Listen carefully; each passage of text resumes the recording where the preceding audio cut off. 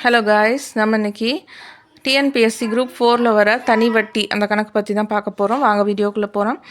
அரவிந்த் என்பவர் ரூபாய் 8000 ஆகாஷ் என்பவரிடமிருந்து ஆண்டுக்கு 7% தனி வட்டி வீதம் கடனாக பெற்றார்.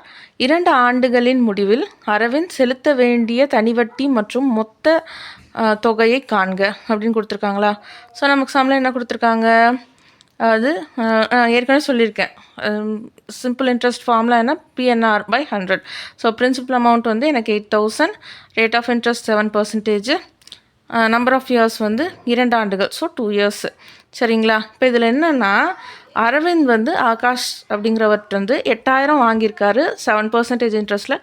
2 வருஷம் முடிவில் அவர் வட்டியும் கொடுக்கணுமா, என்னது அசலும் கொடுக்கணும். சரிங்களா. அப்போது அது எவ்வளோ அப்படிங்கிறத நம்ம கேல்குலேட் பண்ணணும். முதல்ல இன்ட்ரெஸ்ட்டை கண்டுபிடிக்கலாம். ஸோ சிம்பிள் இன்ட்ரெஸ்ட் வந்து PNR/100. ஸோ 8000 × 7 × 2/100. ஆஸ் யூஷுவல் நம்ம இந்த 2 0 கேன்சல் பண்ணிக்கலாம். So 8 7s are 56 × 2, 2 6 are 12, 2 5 are 10, so 11.